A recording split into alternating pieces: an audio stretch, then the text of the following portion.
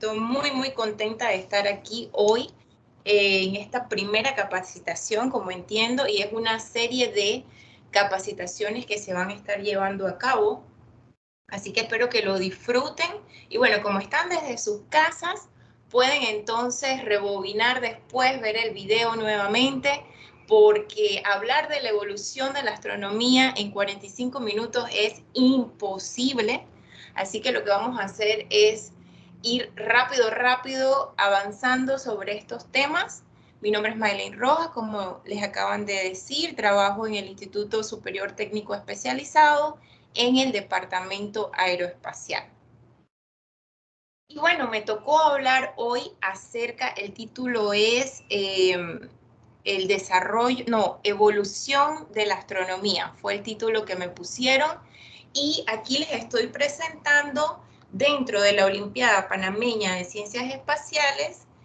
Nosotros utilizamos el temario de la Olimpiada Latinoamericana de Astronomía y Astronáutica, que como ustedes ya saben, ustedes están concursando en esta primera etapa, la etapa nacional, para participar de una Olimpiada Latinoamericana. Entonces, dentro de el temario, que me imagino que ya ustedes lo han visto, que es súper largo, hay una parte que se llama Historia y Epistemología, que es la parte de la que vamos a hablar en esta primera hora. Estoy midiendo el tiempo.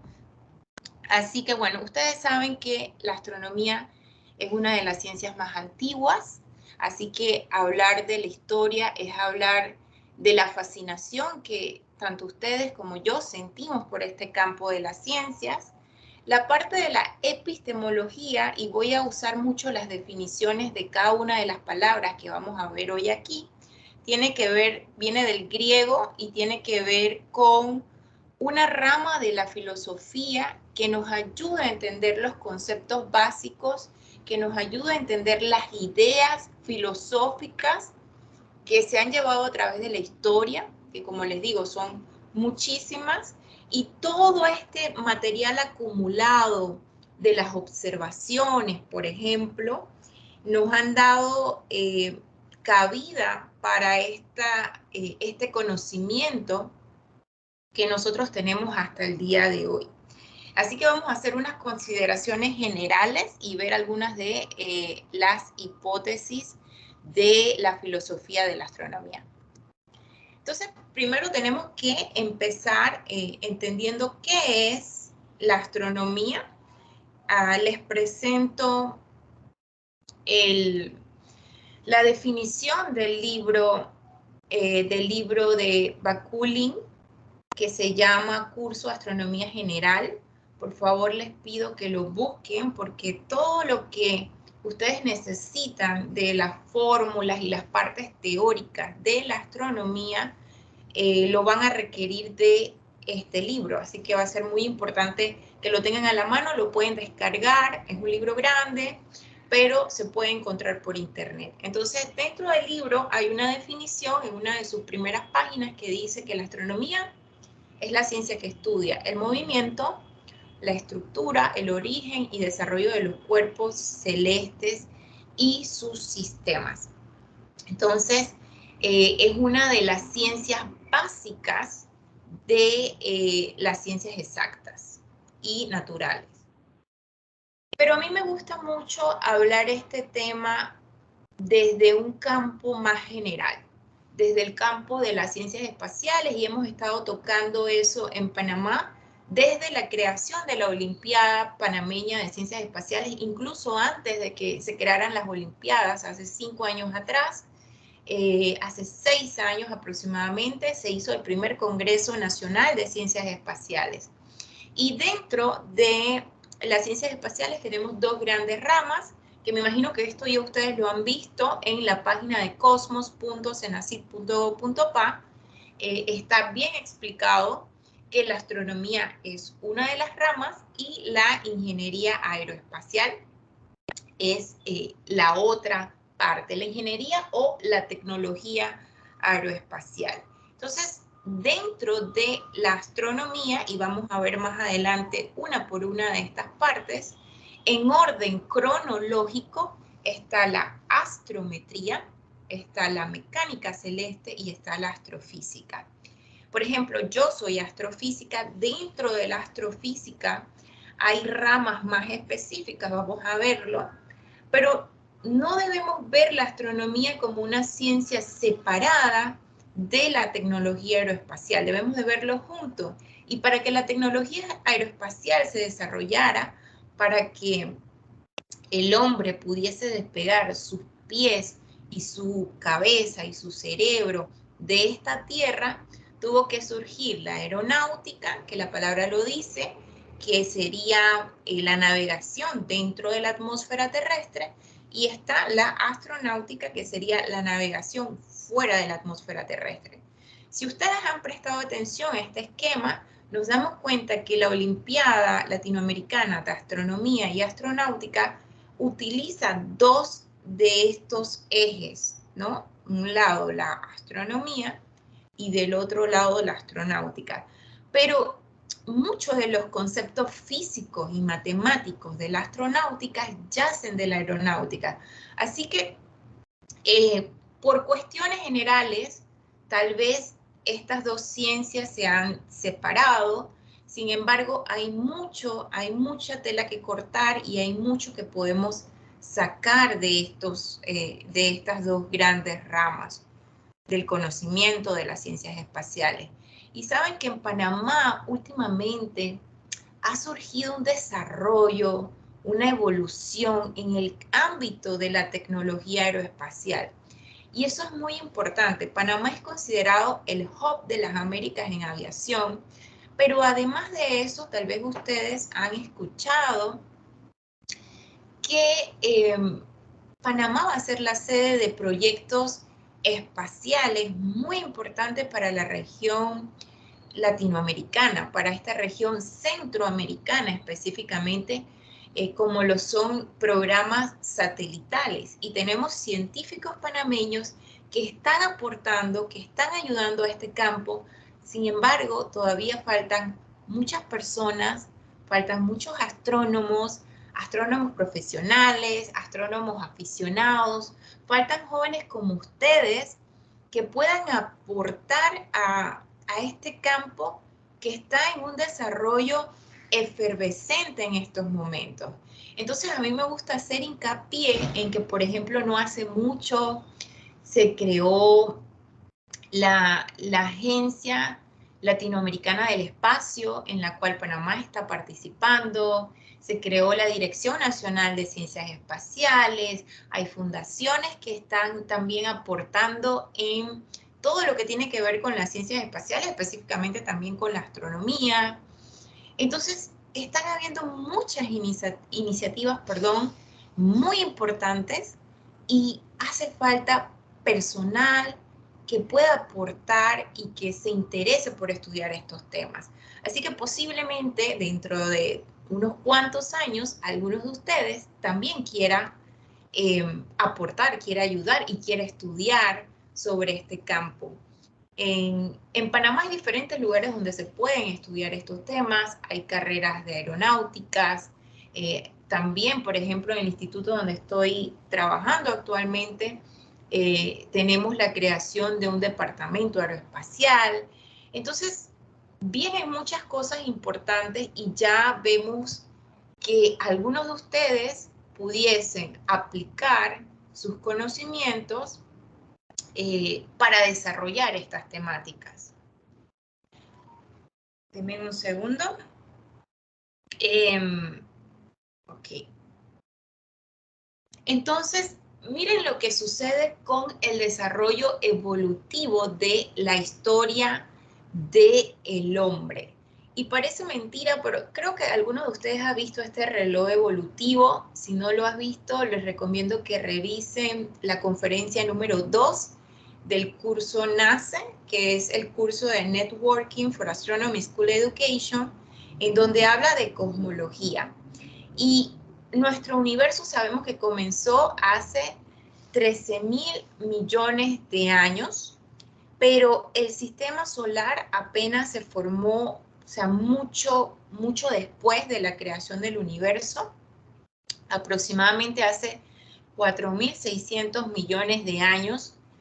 para que surgiera la vida en la Tierra, si ustedes ven el reloj que está allí, hay diferentes tipos de relojes. Creo que hay unos también que lo hacen a manera de calendario. De calendario. Ese está muy, muy interesante, muy explicativo. Lo que nos da a entender esta historia de la aparición del hombre es que el hombre surge casi al final, o sea, los seres modernos, el hombre moderno surge al final de la historia del universo. Y yo hago una pregunta, ¿pasará esto en otras civilizaciones? ¿La evolución de los seres humanos será de manera similar a este desarrollo o hay una manera completamente diferente, o sea, en un tiempo más corto, con mayor éxito? Estas son preguntas a las cuales se dedica la epistemología de la astronomía. Lastimosamente no tenemos respuesta todavía. Hay muchos libros muy interesantes, por ejemplo, los bestsellers de Stephen Hawking, los recomiendo, los venden en las librerías de Panamá, por ejemplo. Y hay muchas teorías, pero no tenemos una respuesta concreta a esta parte de la ciencia. Por eso es que es un poco distinta de abordar. Y las preguntas que están dentro de la Olimpiada Latinoamericana de Astronomía y Astronáutica y dentro de la Olimpiada Panameña de Ciencias Espaciales, que están relacionadas a estos temas, no requieren que ustedes se sepan las cosas de memoria. Pero cada cosa que yo diga aquí, ustedes pueden tomar nota, hacen una bitácora y en las demás capacitaciones que van a venir después de esta, ustedes van a poder explayar mejor estas ideas. Aquí hay otro libro que se los recomiendo, se llama Los animales del cielo, es un libro que pueden conseguir por Amazon, de el astrónomo y divulgador colombiano Germán Puerta Restrepo. Y yo me voy a robar una frase de él, de este libro, que dice: el cielo es un espectáculo permanente.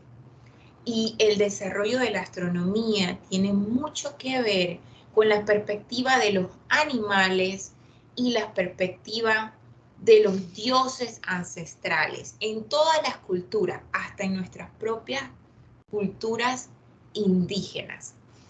Entonces, esta es una parte también innata que de alguna manera toca la parte de la epistemología o de el desarrollo de la filosofía de la astronomía. Y es que en la primera etapa de nuestros pensadores o de nuestros primeros astrónomos, creían en que los animales eran dioses que representaban una creencia, una perspectiva, o representaban las verdades que ellos conocían desde el punto de vista astronómico, lo que ellos podían palpar y ver en el movimiento de las lumbreras celestes o de los astros, como les conocemos. Por ejemplo, la constelación de la Osa Mayor fue presentada por los antiguos de diferentes formas. Algunos las veían como una forma como de un tubo alargado. Los antiguos griegos la vieron como un oso grande, por eso es que le llamamos la Osa Mayor, pero los antiguos romanos la vieron como una constelación con 7 bueyes. Entonces, las primeras observaciones de las constelaciones en el cielo tuvieron mucho que ver con los animales. Y este libro de Germán Puerta Restrepo habla que de las 88 constelaciones que hay en el cielo, la mitad tienen nombres de animales. Y es que gran parte de la otra mitad eran constelaciones nuevas, eran constelaciones del hemisferio sur y por ende ya tenían otro tipo de nombres, ya como más modernos. Pero la arqueoastronomía, y aquí les estoy enseñando un dibujo de una cueva en Francia, la cueva de las Cooks, creo que se llama, que también se le conoce como Chauvet Pont d'Arc. No sé cómo se pronuncia bien, pero esta ciencia o esta parte de la astronomía que se llama arqueoastronomía ha podido confirmar que el hombre está desde mucho antes de la aparición del hombre moderno, o sea, del ser humano moderno, observando el cielo y tratando de imitar figuras relacionadas con el día a día habitual de los hombres primitivos. No sé si se han dado cuenta, pero allí vemos una constelación. No sé si alguno de ustedes tiene la idea de qué constelación es. ¿Qué opinan? ¿Alguno tiene alguna idea de qué constelación será? No sé si ustedes logran ver mi mouse cuando yo lo muevo. ¿Me avisan? Sí se ve. Sí se le puede ver el mouse. Ok. Sí. Entonces, ¿ustedes qué opinan? ¿Cuál será esta constelación? Estamos hablando de que esto es en el periodo paleolítico. ¿Cuál será esta constelación que ustedes creen? Adrián Ureña levanta la mano. Yo no los estoy viendo, así que ustedes allá me ayudan. Ok, voy a decir algo. Ajá. En mi opinión, creo que es Tauro. Sí, la constelación del Tauro. Miren, podemos ver las Híades aquí, las Pléyades están por acá y por acá está el cinturón de Orión. La pintura es mucho más grande, pero hice un zoom para que pudieran ver estas que están aquí y que pudieran confirmar que hasta en los huesos, hasta en las piedras de la aparición del hombre primitivo, se estaba llevando a cabo un registro del cielo y una comparación con lo que el hombre de esa época, con lo que el ser humano de esa época comprendía y podía ver. Entonces, esta constelación, por ejemplo, del Tauro, fue utilizada por los cazadores, por los recolectores, para poder orientarse en el espacio, para poder determinar y calcular el tiempo. Por supuesto, también tenía que ver con un estilo espiritual de las cosas, muy importante en estas épocas. En esta época de la historia, perdón. Muy bien. Y los astrónomos, por ejemplo, yo soy astrónoma, alguno de ustedes en un futuro será astrónomo, y en las culturas de la ciencia, los astrónomos profesionales en los tiempos antiguos eran como ministros religiosos, eran como padres, eran como curas. La información que ellos daban se consideraba información verídica, porque no solamente por el hecho de ser astrónomos, sino era porque el estudio que ellos llevaban tan detallado de la ciencia era algo que se consideraba divino, era tener una percepción superior al resto de los humanos, vamos a llamarle así, por eso eran considerados seres divinos. Incluso los astrónomos antiguos se les llamaba sabios porque ellos podían predecir lo que iba a ocurrir, obviamente en los fenómenos celestes. Entonces, por eso es que había como una, ¿cómo se dice esto? Una relación muy intrínseca entre lo místico, la astrología, con la astronomía.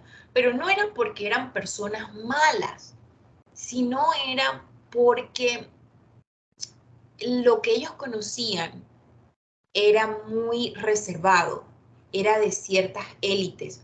Hoy en día la astronomía es diferente, hoy en día los astrónomos son diferentes, hoy en día tenemos astrónomos muy modernos. Es el caso, les quiero mostrar aquí a Konstantin Batygin, uno de mis astrónomos preferidos.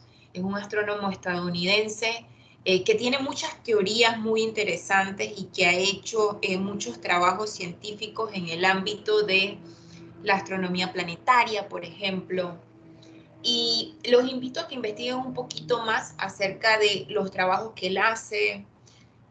Por ejemplo, él se hizo muy famoso con un trabajo acerca del 9º planeta. Creo que le llamaron así. Entonces, aquí les voy a dar en esta charla tips de cosas que serían buenos que ustedes investigaran para que en un futuro, cuando estén participando de la Olimpiada, tengan estos datos más frescos. Y bueno, como les estaba conversando,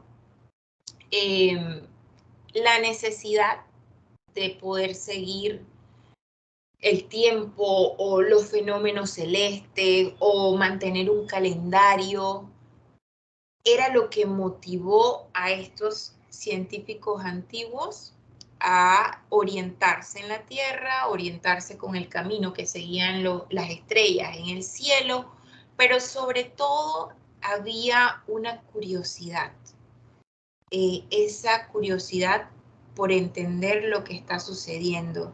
Y creo que tal vez esa es la curiosidad que los ha movido a ustedes a participar de esta Olimpiada. Porque la astronomía no es una ciencia como otras, que por ejemplo en Panamá no tiene tanta representación.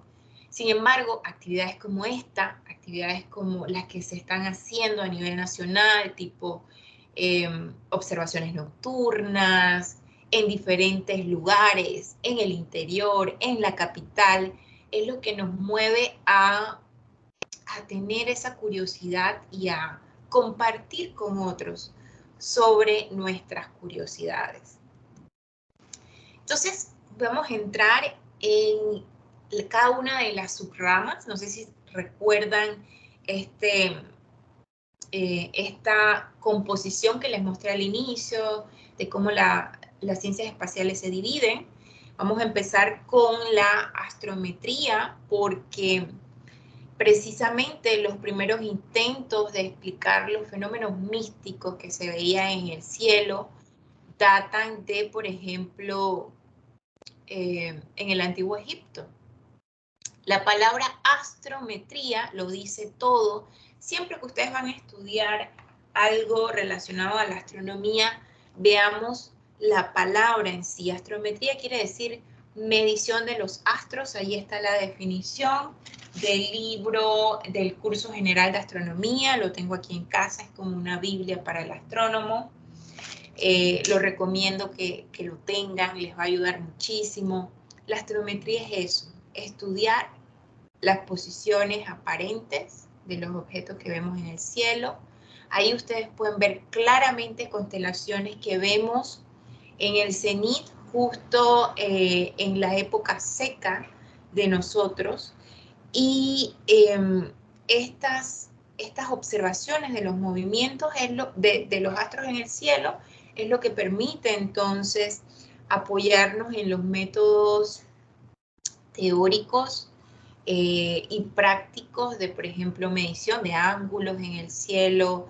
Y esto es una parte esencial de una de las pruebas que viene tanto en la Olimpiada Panameña de Ciencias Espaciales como en la Olimpiada Latinoamericana de Astronomía y Astronáutica. Y hay unos objetivos de la astrometría. Son dos objetivos importantes. El primero es establecer el sistema de coordenadas celestes. Hay varios sistemas. El segundo tiene que ver con obtener estos parámetros de rotación de nuestra Tierra, estos parámetros de regularidades que hay y de lo que sucede cuando la Tierra rota desde la perspectiva del observador. Entonces, esto es súper importante para la astrometría. Esta ciencia ya nace con las observaciones del cielo que hacían los antiguos y se desarrolla muy bien con el gran filósofo griego Pitágoras en el siglo VI antes de Cristo, y él planteó esta idea de que la Tierra está suspendida en el universo, no está apoyada en algo como se pensaba antes, y el desarrollo de, por ejemplo, hiparcos, y ahí los invito nuevamente a que realicen actividades prácticas que están dentro de los talleres del curso de NASA, de Network for Astronomy School Education. Ahí hay una actividad de Hiparco, por ejemplo, cómo determinó la distancia de la Tierra a la Luna y descubrió estos fenómenos de cuando el eje de la Tierra rota, por ejemplo, precesión y todos estos fenómenos, nutación.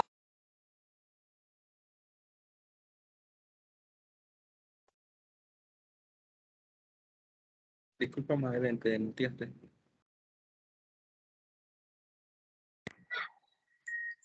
Perdón. ¿Ahora sí me escuchan? Sí. Sí. Ok. Sí, profe. Bien, como les estaba diciendo, los objetivos de la astrometría se los dejo aquí para que investiguen un poquito más acerca de este tema. Bien. La mecánica celeste, que es como la otra rama de la astronomía. Y la astronomía moderna ya está asociada con el desarrollo, o mejor dicho, el fracaso del sistema geocéntrico, vamos a llamarle así, pero a mí no me gusta llamarle así, y aquí yo recuerdo que a veces discutía con algunas personas de que es muy importante poder estudiar el sistema geocéntrico, porque a veces decimos, ay, pero qué tonto eran los antiguos, cómo no se podían dar cuenta que es la Tierra la que rota, y por eso es que vemos el cielo moverse. Pero es que para poder entender estas concepciones es hacer filosofía, es hacer lo que estamos estudiando hoy.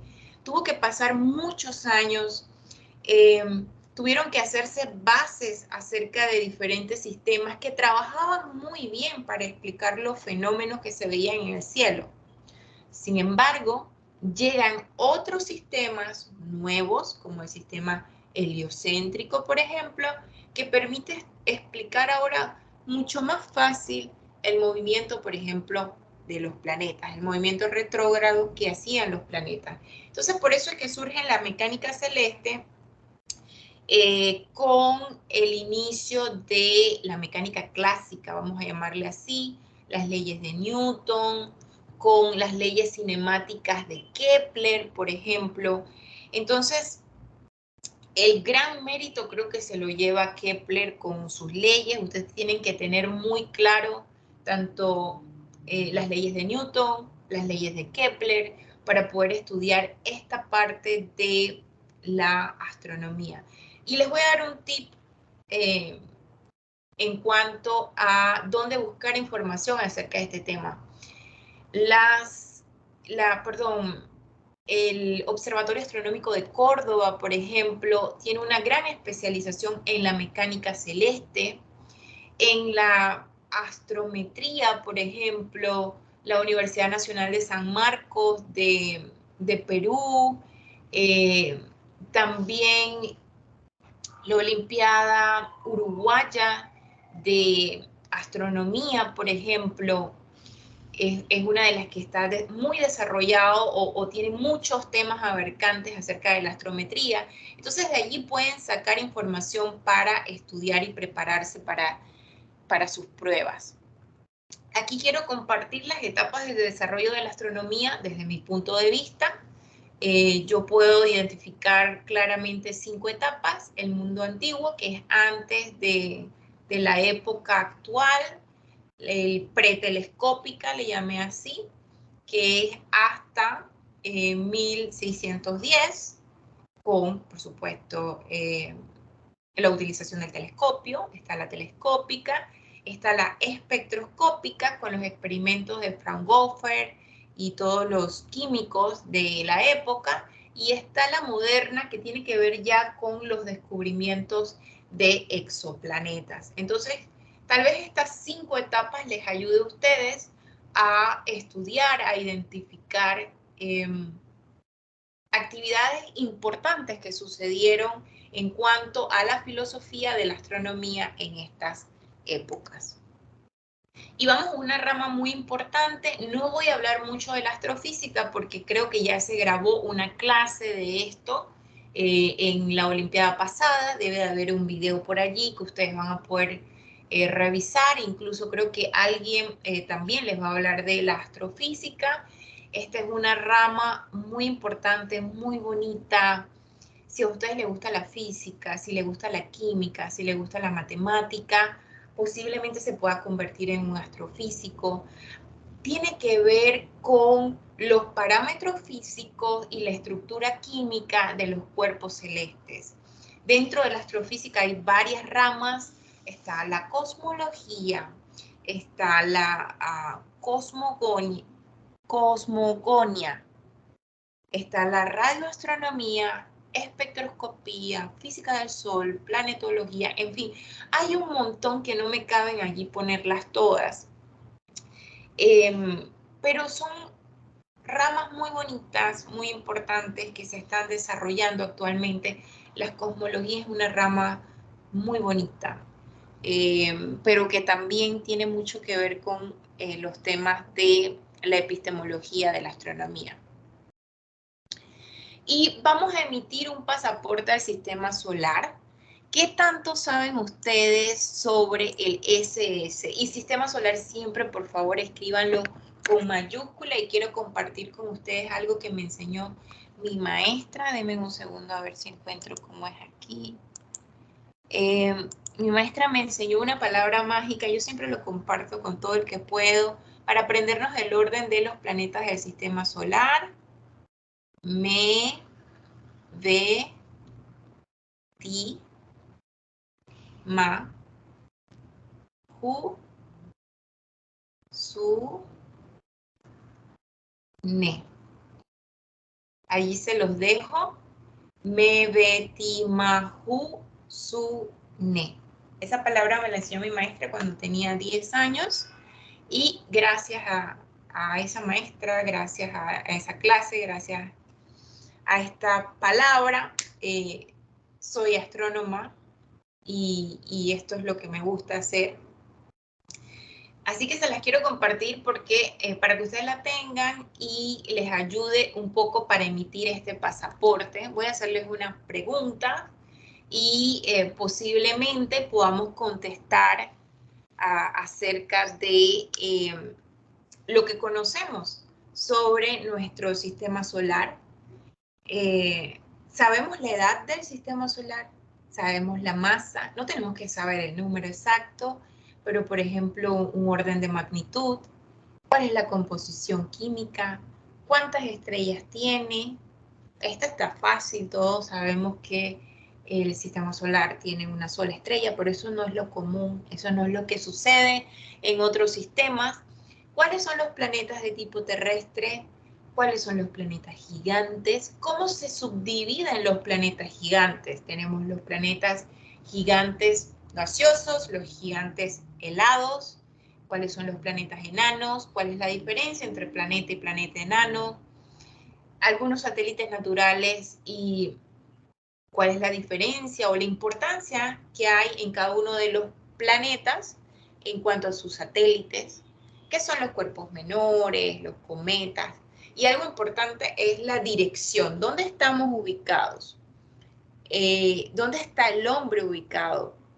¿O dónde está el sistema solar, pues, ubicado? Entonces, a partir de esta última pregunta, porque las demás es una tarea para que ustedes lo hagan, vamos entonces a emprender un camino para poder entender esa dirección. Bueno, yo ya les estoy dando respuesta. Vamos a pasar a la siguiente. A ver cómo hago aquí, denme un segundo, porque no nos va a dar el tiempo. Descartar. Ok. Ahora sí. Ahí yo se los dejo para que ustedes se hagan esas preguntas a sí mismos. Bueno, entonces, ¿dónde estamos ubicados? Pues posiblemente todos nosotros sabemos sí que estamos ubicados en una galaxia. Y miren que galaxia está escrito con mayúscula. Porque cuando lo escribimos con mayúscula, estamos hablando de nuestra propia Vía Láctea. Y es que la galaxia es un sistema de estrellas que están unidas gravitacionalmente. La mecánica celeste, por ejemplo, tiene que ver con la fuerza de gravitación. Y nuestra galaxia parece desde arriba como si fuera un huevo frito. Ahí está la yema. Tiene 100.000 años luz de un lugar a otro. Nosotros estamos en uno de los brazos espirales, el brazo de Orión. Ahí está el sistema solar. Y nosotros nos movemos junto con toda esta Vía Láctea. El tema de galaxias es un tema muy interesante. Les recomiendo cuando estén haciendo o estén participando de la Olimpiada Panameña, de la parte de los retos, ustedes van a poder lograr conocer a una científica ecuatoriana que trabaja con galaxias. El doctor Rodney Delgado también trabaja con galaxias. Y les dejo de tarea que investiguen acerca de los sistemas de clasificación de galaxias según Hubble. Ya durante varias olimpiadas se han tocado estos temas, me refiero a las olimpiadas latinoamericanas, y siempre hacen alguna pregunta relacionada a galaxias. Así que también les dejo de tarea que investiguen acerca de misiones espaciales de reconocimiento en el vecindario de nuestro sistema solar. Por ejemplo, las misiones de Kepler. Ese es un telescopio espacial que se llama así. Pero además de las galaxias, también hay, además de las estrellas que están unidas por la gravitación en la galaxia, también hay sistemas de galaxias que están unidas por gravitación. Y hay 3 galaxias importantes, contando a la Vía Láctea, la galaxia de Andrómeda, que es todavía mucho más grande, y la galaxia del Triángulo. Y ellas son denominadas grupo local de galaxias. Ustedes saben que hay un chico que hace un par de años atrás, tenía 15 años apenas, no recuerdo el nombre ahora mismo, pero se los voy a investigar y se los voy a mandar con todo el material de esta presentación para que lo tengan. Este joven estudiante pudo modelar la interacción entre estas 3 galaxias. Obviamente él pudo hacer esto porque su papá es astrofísico y lo puso a trabajar con datos de galaxias, de cúmulo de galaxias, pero esta también es una de las ramas muy bonitas que hacen astrónomos, que hacen científicos, incluso científicos panameños han trabajado con cúmulos de galaxias y han podido hacer descubrimientos. Entonces, es muy bonito esta rama de las ciencias, esta rama de la astrofísica, y seguramente a algunos de ustedes les encanten las galaxias y puedan entonces ampliar estos conceptos. Aquí están las fotografías de la galaxia de Andrómeda, como les decía. Esta galaxia tiene 1 billón de estrellas, o sea, más de 2 veces la cantidad de estrellas que tiene nuestra galaxia. Está la galaxia del Triángulo también, que es un poco más pequeña, pero además de estas 3 galaxias, todas estas que ustedes ven aquí interaccionan. Son como unas 50 galaxias que están unidas por la gravedad. Bueno, ya se nos está acabando el tiempo, creo, ¿cierto? Ya estamos terminando. Así que además del grupo local de galaxias en el que estamos, están los supercúmulos de galaxias. Y esta fotografía es del supercúmulo de Virgo. Tal vez alguno de ustedes ha escuchado sobre este supercúmulo, que incluye como más de 100 grupos de galaxias. Y la fotografía que está a mano derecha es de una reconocida fotógrafa que ganó en el 2015 los premios los premios de la Tierra, creo que se le llama así, unos premios de fotografía. Es la fotógrafa Mandy Baker.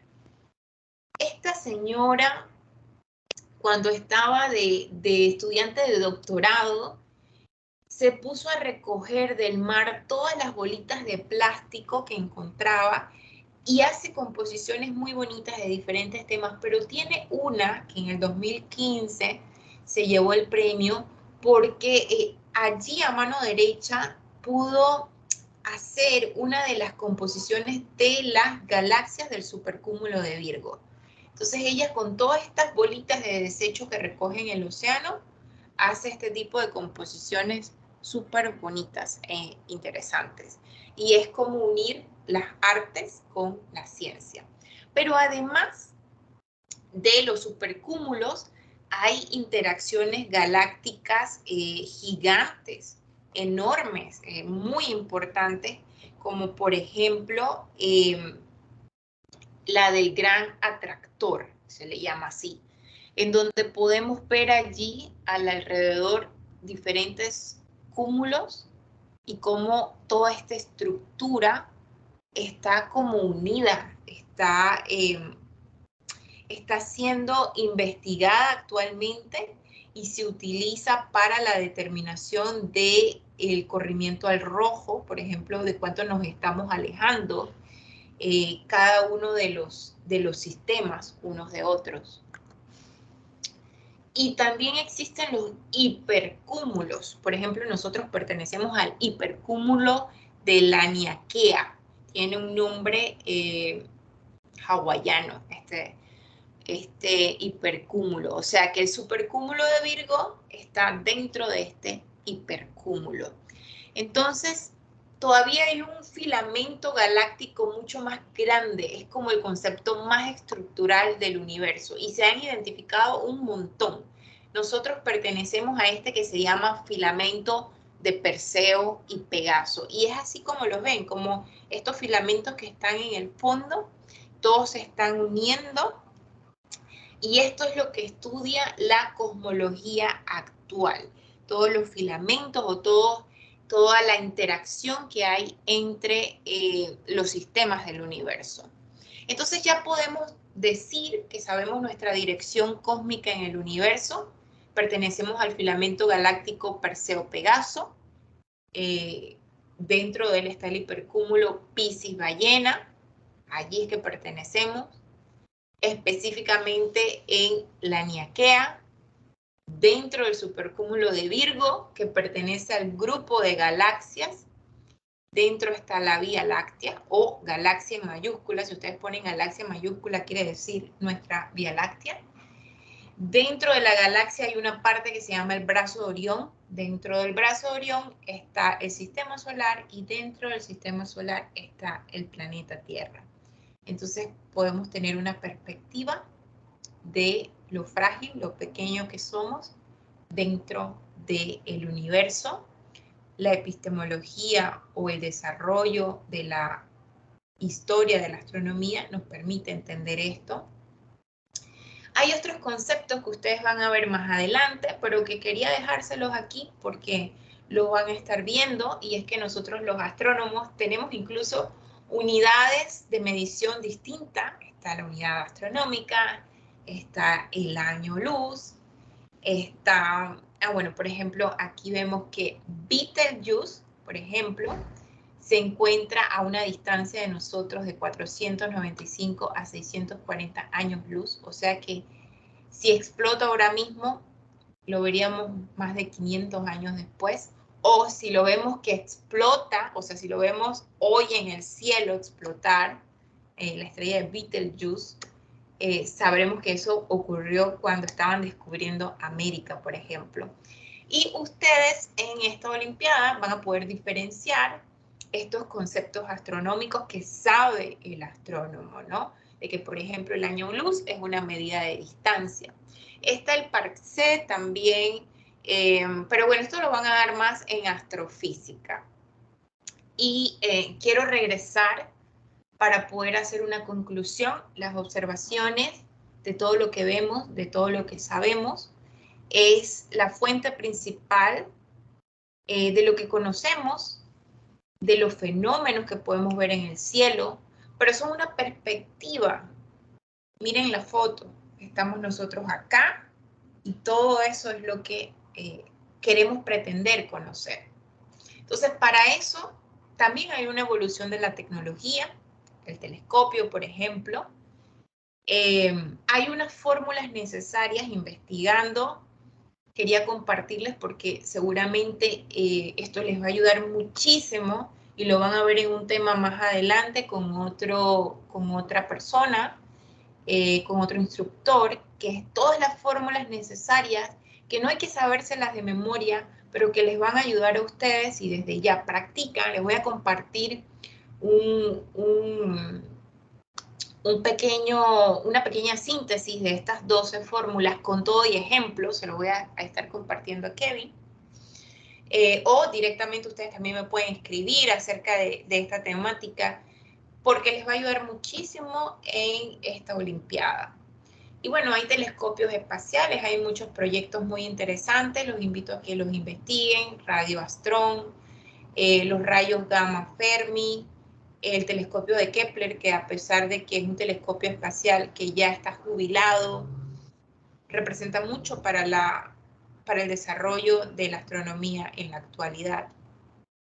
Y por supuesto ustedes deben de saber también sobre los superproyectos telescópicos desde la Tierra, como el del BTL en Chile, Very Large Telescope, el de Hawái, que también es súper importante, el de Mauna Kea, por ejemplo, los 2 telescopios que ellos tienen. Y los dejo allí para que los investiguen un poquito más. Y hemos terminado con la musa de la astronomía, con todo lo que hemos podido sintetizar hoy, que yo sé que es demasiado para un solo día, para una sola oportunidad. Estos son como 6 meses de estudio en la universidad. Es una materia que se llama Historia de la Astronomía. Pero algo bonito que podemos sacar de esto es que es una ciencia que nos permite pensar, nos permite extrapolar lo que conocemos y que está en constante crecimiento.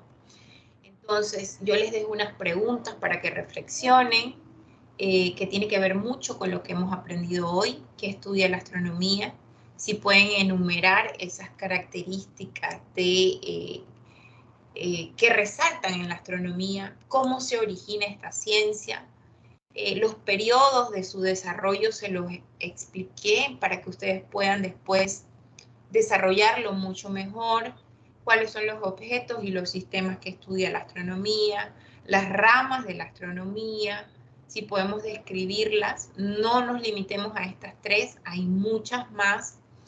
Y todo lo que nos permite conocer en la actualidad el desarrollo de esta ciencia tiene que ver mucho con el telescopio, tiene que ver mucho con los astrónomos actuales. Y aquí les dejo la última pregunta sobre, ya esta es una pregunta personal, ¿cuál es la importancia de la astronomía para las actividades prácticas de la humanidad? Porque creo que a pesar de ver todo esto como ciencia abstracta, como ciencia teórica, como ciencia práctica, nosotros tenemos que extrapolarlo a nuestras vidas. ¿Para qué nos sirve esto? ¿Para qué nos sirve estudiar lo que estamos estudiando? Así que muchas gracias. Espero entonces que les haya servido, que sea como un resumen que les ayude a ustedes a investigar un poquito más, el hacerse preguntas. Si ustedes salieron después de esta charla con muchas más preguntas de las que tenían al principio, eso también es positivo. Eso quiere decir que hicimos una introspectiva de lo que pensamos, de lo que sentimos, de lo que nos gusta, de lo que aprendimos. Así que, bueno, veo que ya hay algunas preguntas por allí también y alguien por allí levantó la manito. Dice Natalia, la fotógrafa. Se lo voy a escribir por aquí. Mandy. Ella se ganó los premios.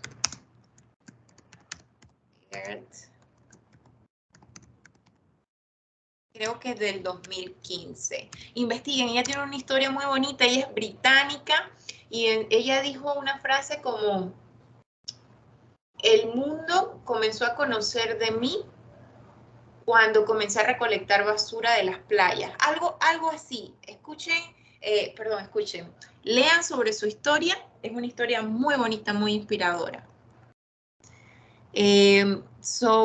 Hay otra pregunta por acá, ¿hasta dónde llegó Voyager 1? Ella salió del sistema solar, ¿y cuál es la velocidad aproximada? No sé, habría que investigar cuál es la velocidad aproximada, no me la sé de memoria. ¿Alguien tiene la manito arriba? Erika tiene la manito levantada. Hola. Hola. ¿El PowerPoint va a ser enviado? Sí, yo lo voy a enviar y le voy a enviar también un montón de links que cuando están investigando creo que les van a servir muchísimo. El link del libro, por ejemplo, y de un resumen que encontré donde están todas las fórmulas de telescopios. Se los quiero compartir para que los tengan y puedan practicar. Sí, se los envío mañana temprano, se lo envío a Kevin. Y Aldair Lazo, que vendría a capacitar ahora, está llegando de la universidad a la casa, ya llegó, ya se va a conectar. Así que falta una horita más de la capacitación de hoy. Aldair es exolímpico, y también estudiante de física y aficionado a la astronomía del grupo Sirius-SAC de Penonomé. Así que estamos esperando que llegue. Mientras tanto, si tienen alguna otra pregunta, bueno, siguen preguntando por aquí. Sí, Christopher. Sí, obviamente, como les decía, el sistema solar, ¿vieron ese hilo conductor que veníamos llevando de que el sistema solar está aquí, en este brazo? Y obviamente todo se mueve. Creo que hay una frase muy célebre que dice que todo se mueve porque a pesar de que la Tierra gira sobre su propio eje y la Tierra se traslada alrededor del Sol, el Sol se traslada alrededor de la Vía Láctea alrededor de las demás composiciones, por ejemplo, el grupo local, el supercúmulo de Virgo, el hipercúmulo y así. O sea, no estamos suspendidos en un solo lugar. Claro que no, Christopher. Por aquí, ¿a dónde va a ser enviada la información? Creo que nos podemos contactar con Kevin y Kevin puede hacerles llegar la información. La luz solar, dice aquí Daniel, la luz solar tarda 4 horas en llegar al planeta. No, la luz solar, y creo que lo pasé muy rápido por allí, en una diapositiva les tenía la diapositiva de años luz, después la pueden revisar. La luz solar aproximadamente son 499 segundos, o sea, 8 minutos y tanto en llegar desde el centro, perdón, no desde el centro, desde la superficie del Sol hasta nuestra Tierra, obviamente.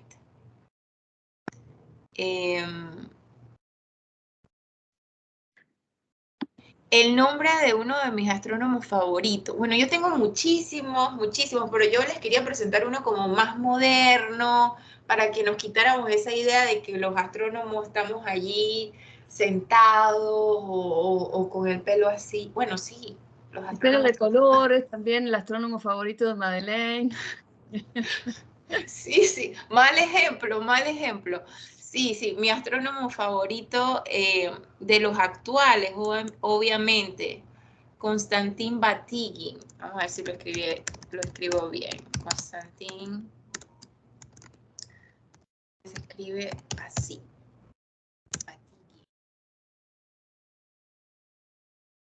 Bien, dice, ¿qué hay en el centro de la Vía Láctea? Más abajo hablan sobre un agujero negro. Sí, es uno de los descubrimientos que se ha hecho. Gracias, Marta, puso por allí 8.3 minutos aproximadamente, es lo que dura la luz solar en llegar desde la superficie, desde que sale del sol, desde la fotósfera.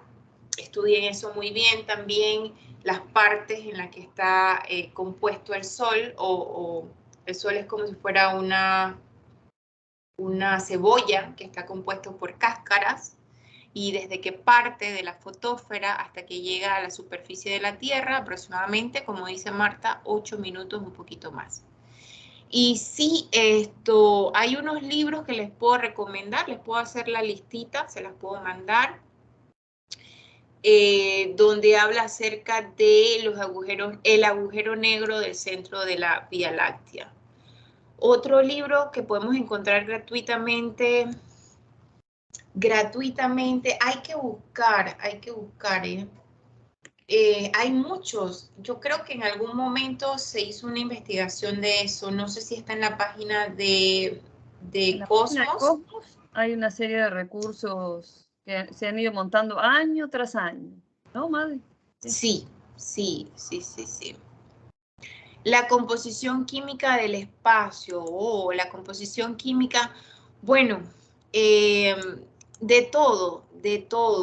Los cuerpos celestes tienen los mismos elementos químicos que vemos aquí en la Tierra, se pueden encontrar en el espacio, obviamente en distintas cantidades, depende desde el lugar donde observamos. Esta es una parte muy bonita, que es la espectroscopía. Creo que ya se grabó el año pasado se grabó una clase de astrofísica. Creo que yo hice hicimos no hace mucho una charla composición entre varios olímpicos, estaba Kevin, estaba yo, hablamos acerca de la astrofísica. Le podemos compartir también esa charla para que puedan entonces ver lo que es un espectro, ver cómo se ven las líneas de los espectros, cómo podemos sacar de allí también información acerca de la composición química.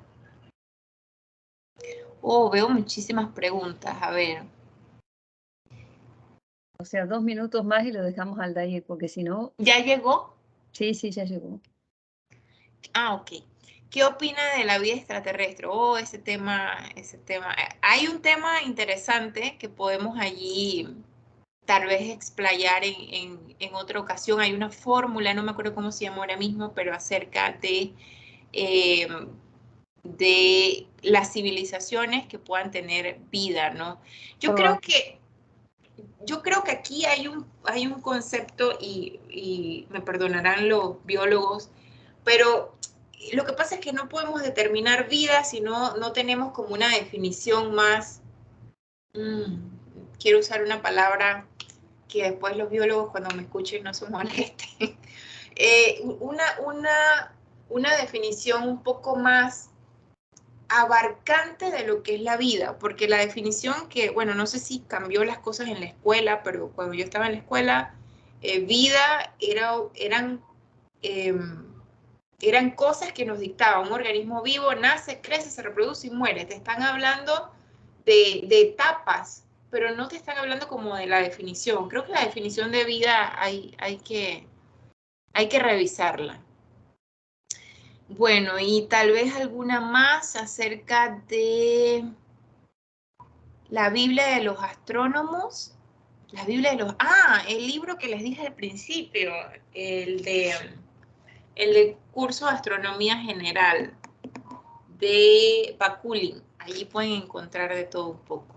Y bueno, creo que se quedaron muchas preguntas, pero yo estoy segura de que todas estas demás preguntas que estoy viendo se van a ir contestando más adelante. Creo que esta primera charla, y por eso me parece que la hicieron así, es para dejarles a ustedes picados, como se dice de buen panameño, y que podamos entonces tener a mano, investigar y tener a mano cosas esenciales que van a ver durante todo lo demás. La astronomía es una ciencia demasiado abarcante, obviamente en una hora de clase es imposible abarcar todo, no pudimos llegar a verlo todo, pero creo que se vieron las cosas más importantes y de allí ustedes pueden sacar entonces, me gustaría que sacaran como un pequeño resumen de la importancia de la astronomía para la humanidad. Creo que eso también es súper relevante en este tema del desarrollo de la astronomía. Así que muchas gracias por escucharme, por todas sus preguntas y por supuesto gracias por la invitación. Muchísimas gracias, Madeleine, por participar. Y bueno, ya la seguiremos viendo, Madeleine, en las próximas oportunidades. No sé qué, para que vayan aclarando las dudas. Y le cedemos ahora la palabra. ¿Está por ahí? Hola, Aldair.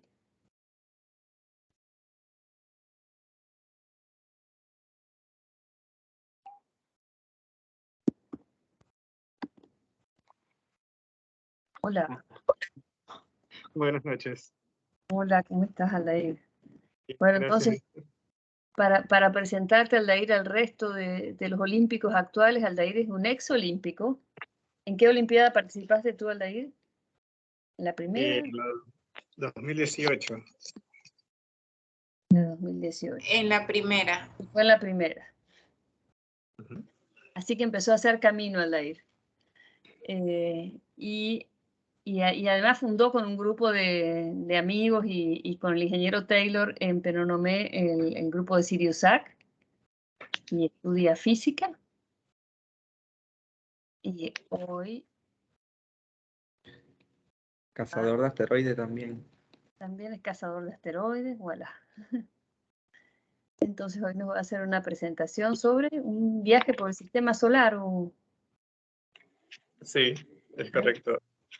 Bueno. Aunque sucede que tuve un pequeño problema con mi computadora, así que en lugar de una presentación voy a estar usando una simulación que los estudiantes, si quieren, después pueden usarla en internet desde la NASA, y estaré presentando pues desde el teléfono. Ah, bueno, entonces nos cuentas a ver cómo haces, a ver si puedes presentar o si puedes compartir desde el teléfono, la pantalla. Se apaga mi cámara si comparto mi pantalla.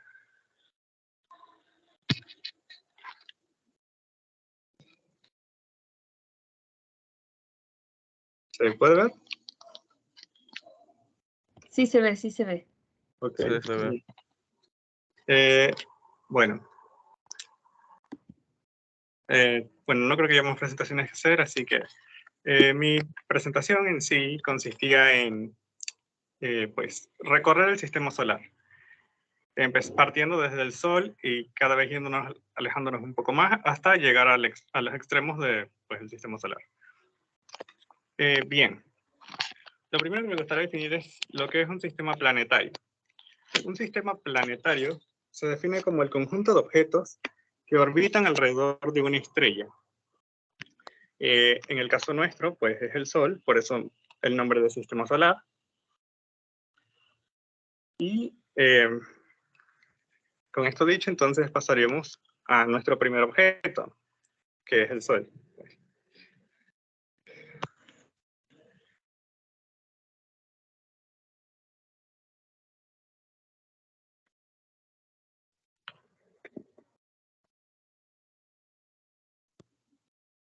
Bien. El Sol es la estrella... perdón, no comprendí la pregunta.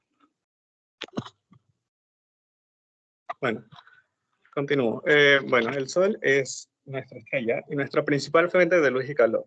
Esta es prácticamente una esfera perfecta de 1,4 millones de kilómetros que se encuentra en el centro del sistema solar, prácticamente. Es una estrella de tipo espectral G y de luminosidad de clase V, con una magnitud aparente de menos 26,8. su edad es de aproximadamente 4 a 6 millones de años y se encuentra actualmente en la mitad de su ciclo de evolución. Bien, el Sol tiene una masa de 1,99 por 10 a la 3 kilogramos y representa prácticamente el 99% de la masa total de nuestro sistema solar. Se conforma principalmente de hidrógeno, que es el 74% de su masa, que está seguido del oxígeno, que ocupa cerca del 25%. Y luego se hallan otros elementos como perdón, dije oxígeno, era hidrógeno. Sí, sí,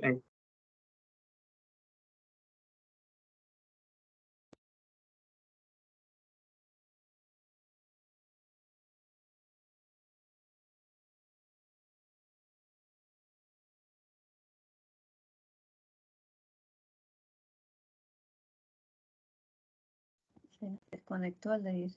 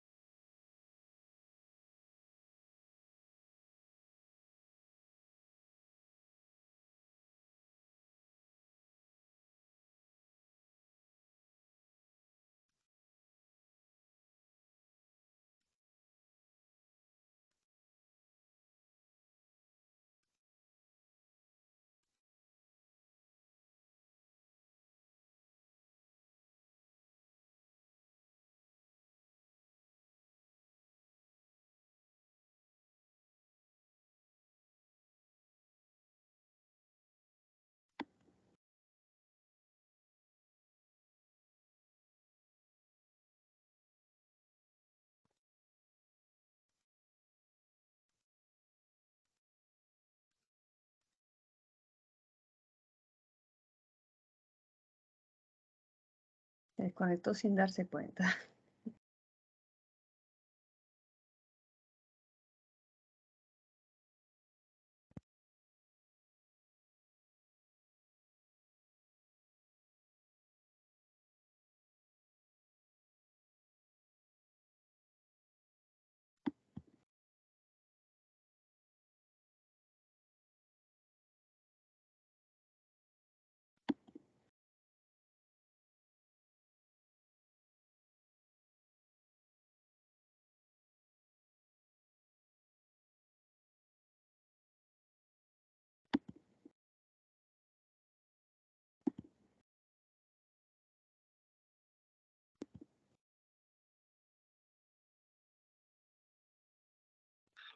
disculpas, no sé qué fue lo que...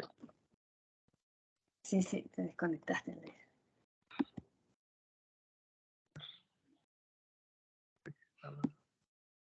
Estábamos en el Sol. Sí. Sí.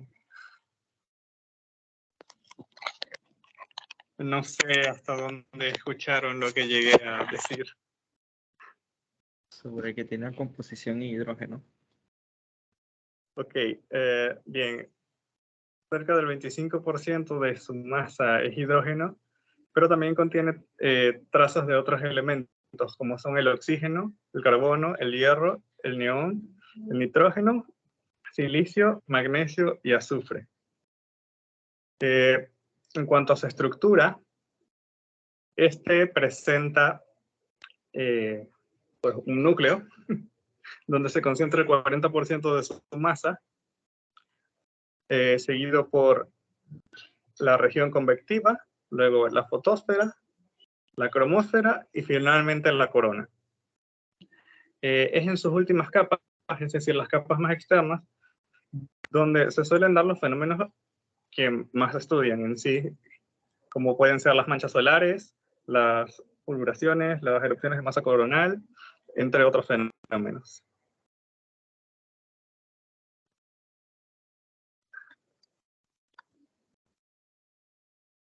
Nuestra siguiente parada sería entonces el planeta más cercano al Sol, es decir, Mercurio.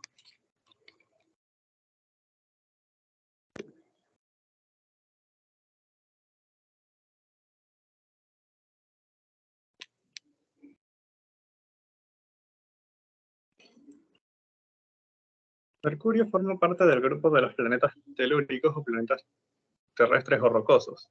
Es el más pequeño de los planetas del sistema solar, con un diámetro en el ecuador de unos 4.878 kilómetros y una masa de 3,3 por 10 a la 23 kilogramos.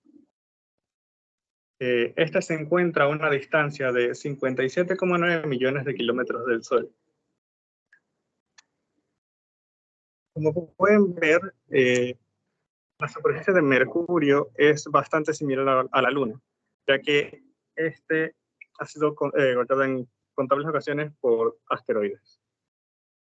En cuanto a su atmósfera, esta es prácticamente inexistente, ya que debido a su cercanía con el Sol, los vientos solares tienden a, por así decirlo, pues alejar los gases que rodean a Mercurio. Una de las cosas curiosas de Mercurio es que tiene un gran gradiente de temperatura. O más bien dicho, hay una gran diferencia de temperatura entre su zona iluminada y su zona oculta. La zona iluminada por el Sol puede alcanzar temperaturas de hasta los 430 grados, mientras que la cara oculta se enfría hasta los menos 135 grados. Esto en grados Celsius. Curiosamente, a pesar de que Mercurio es el planeta más cercano al Sol también, se sabe que existe hielo en Mercurio. Esto se debe a que en ciertos cráteres de buena profundidad, la temperatura no presentan cambios tan altos de temperatura, es decir, no llega a temperaturas tan altas, y el hielo puede permanecer en estado sólido. Mercurio es un objeto relativamente bueno también para la observación, así decirlo, si somos aficionados, porque es bastante fácil distinguirlo, ya que es un punto brillante que en ocasiones se puede observar en el alba, o si no al ocaso. La única dificultad que presenta es que tiende a estar muy cerca del Sol, lo que dificulta pues, observarlo, o tener más tiempo para observarlo. Este además puede presentar fases tal cual como lo hace la Luna.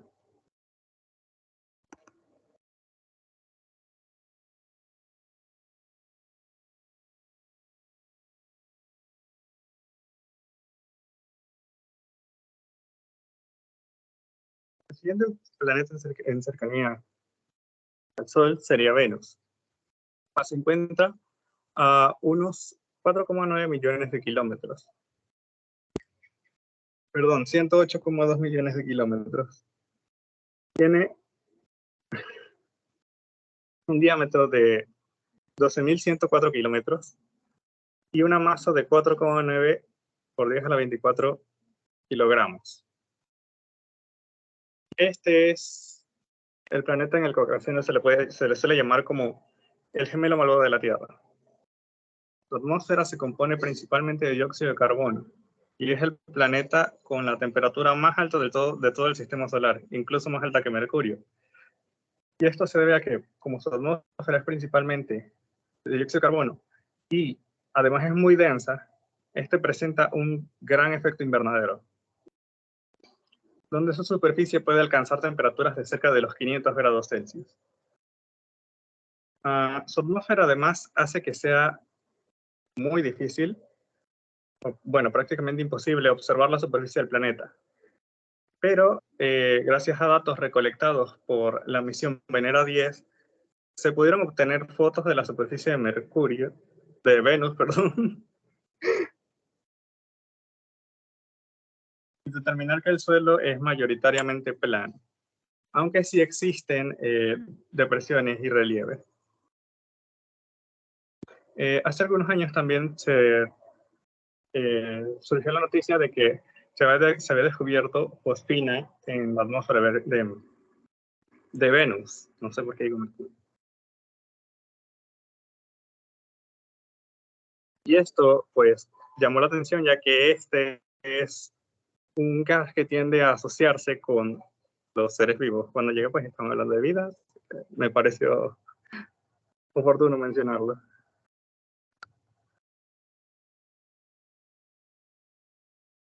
Bueno, siguiendo al siguiente detalle, nuestra siguiente destino sería pues nuestro planeta, la Tierra.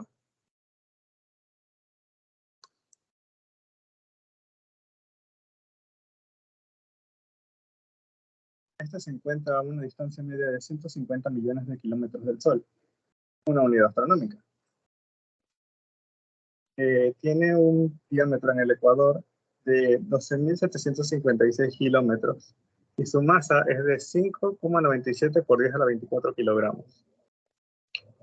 La Tierra es el más grande de los planetas telúricos y el único sitio que conozcamos que es capaz de albergar vida.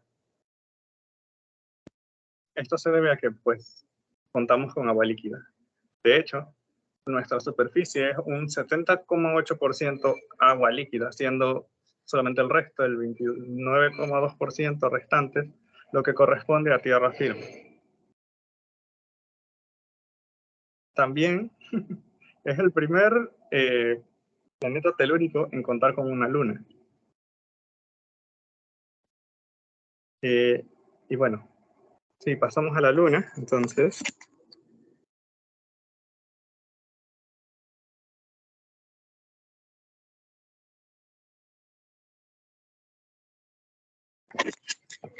Este, como sabemos, es nuestro único satélite natural.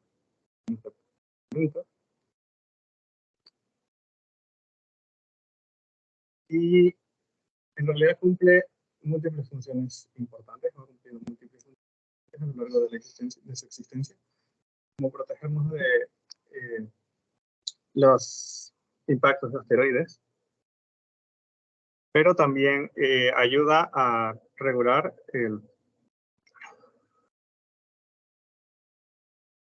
la rotación de la Tierra. Es muy conocida, que ayuda con las mareas. Bueno, es la responsable de la existencia de las mareas y también interviene en las corrientes marinas. La Luna cuenta con estas grandes manchas oscuras en su superficie que se conocen como mares, y esto se debe a que en la antigüedad se creía que estos eran mares, efectivamente, aunque hoy sabemos que no lo son, sino que es, si no me equivoco, pues roca basáltica.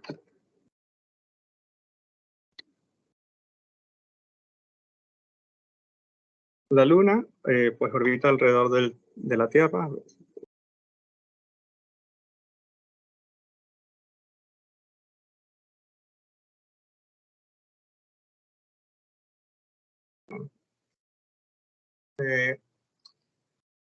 Mostrando siempre, mostrándonos siempre la misma cara. Esto se debe a que su traslación y su rotación están sincronizadas, en lo que se conoce como sincronización 1:1.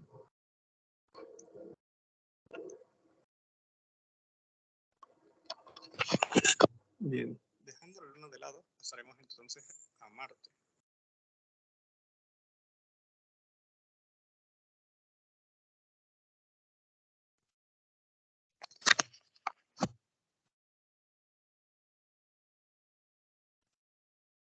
El famoso planeta rojo es el cuarto y último de los planetas telúricos. Este tiene una masa de 6,42 por 10 a la 3 kilogramos, por 10 a la 23, perdón, kilogramos, y un diámetro de 6.792 kilómetros. Se encuentra a una distancia de 227,9 millones de kilómetros del Sol. La superficie de Marte es principalmente desértica y está cubierta por óxido de hierro. En Marte se presentan fuertes vientos que elevan este polvo de óxido de hierro a la atmósfera y es lo que hace que se vea con su característico color rojo. Entre los datos curiosos de Marte, podemos destacar que este cuenta con el volcán más alto de todo el sistema solar, que viene a ser el Monte Olimpo, el cual, si no estoy mal, es unas 4 veces aproximadamente más grande que el Monte Everest, pero en sí, internamente, en lo que se refiere a actividad geológica, no difiere demasiado de los volcanes que veríamos en nuestro propio planeta.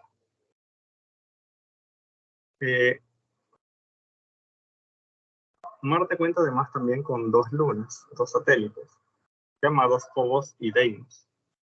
Estos fueron nombrados así porque, siendo Marte nombrado en honor al dios de la muerte, pues Phobos y Deimos eran miedo y terror, y pues, perdón, de la muerte, no, de la guerra. Y pues, iban de la mano. Y fue su propio descubridor quien los nombró así. Marte, además, pues ha sido uno de los planetas más explorados por misiones espaciales, principalmente con el objetivo de encontrar agua líquida, ya que su superficie muestra rastros de erosión como el que se esperaría si hubiese agua líquida.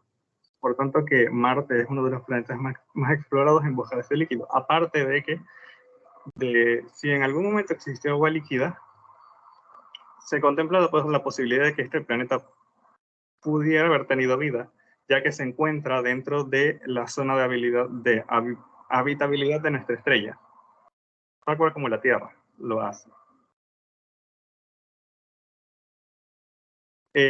Bueno, para el siguiente punto, se supone que iba a hablar del cinturón de asteroides. Un poco, pero esta simulación pues no muestra el cinturón de asteroides. Solo muestra algunos de los objetos que en él se encuentran.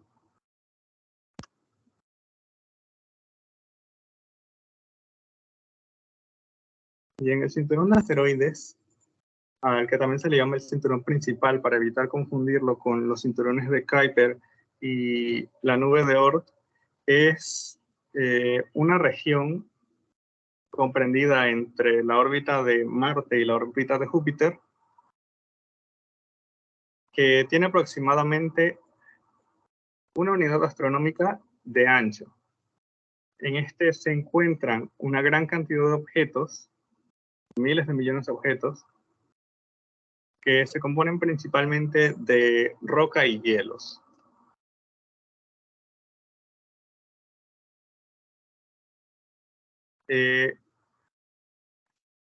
Bien, en muchas películas se tiende a mostrar que los cinturones de asteroides están repletos de objetos, y sí están repletos de objetos, pero los objetos en realidad no son tan cercanos entre sí.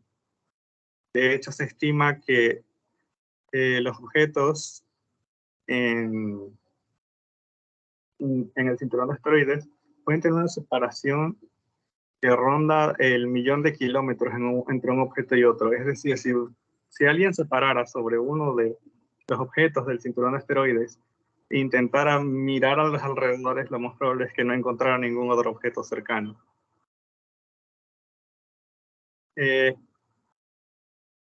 Como dato curioso, la mayor parte de la masa de todo el cinturón de asteroides se concentra en 5 objetos principalmente, que vienen siendo Ceres, Palas, Vesta, Higia y Juno. Ceres perteneciendo a la categoría pues, de planetas enanos, mientras que el resto se clasifican como asteroides. Otra cosa es que el cinturón de asteroides no es perfectamente continuo, sino que tiene vacíos, por así decirlo, pero no en el sentido de que no haya nada, sino en que existe una disminución considerable de la cantidad de objetos en la zona. Y que no todos los objetos en el cinturón de asteroides tienen la misma edad, y de hecho algunos objetos se clasifican, existen clasificaciones con base a la edad de los objetos.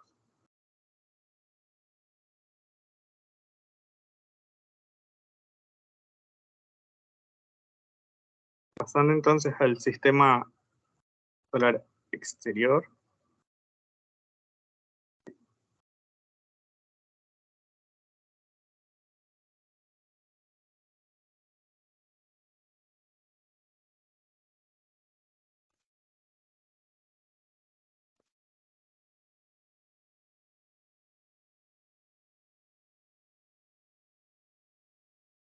Tenemos entonces a Júpiter, siendo el quinto planeta de nuestro sistema solar y famoso por su gran mancha roja.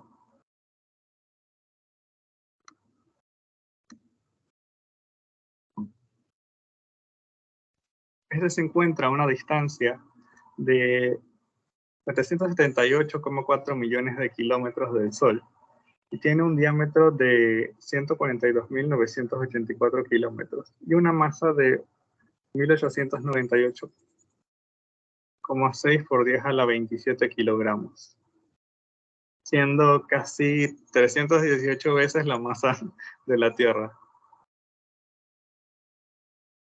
Bien, Júpiter es el primero y el más grande de todos los planetas gaseosos. Y se piensa que debajo de su atmósfera, su estructura consiste de un pequeño núcleo rocoso de silicatos de hierro rodeado por un océano de hidrógeno metálico líquido. Sin embargo, esto es solo especulación. El planeta se distingue fácilmente en el cielo nocturno como un gran punto brillante y visto por medio de unos buenos binoculares o con un telescopio, es posible distinguir sus franjas, así como también la gran mancha roja, y además se pueden ver algunas de sus lunas.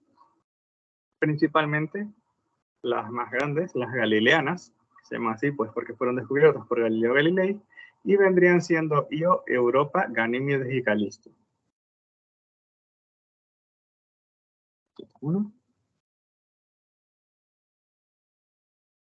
Y bueno, no veo las demás. Bien. En cuanto a la gran mancha roja, este es un huracán de pues dimensiones que quizás no podamos imaginarnos. Y este tiene aproximadamente unos 150 años o más de existir.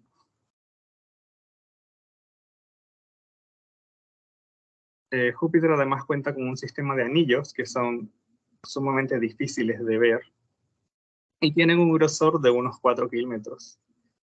Girando a una distancia de unos 60.000 kilómetros del planeta, fueron descubiertos por la sonda espacial Voyager. El planeta además es considerado una potencial estrella fallida, ya que estando compuesto principalmente de hidrógeno y helio, tal como lo hacen otras estrellas, lo único que le hubiese faltado para iniciar los procesos de fusión en su núcleo era algo más de masa, para que así la gravedad pudiese iniciar o pudiese hacer que ocurrieran los procesos necesarios para que se convirtiera en una estrella.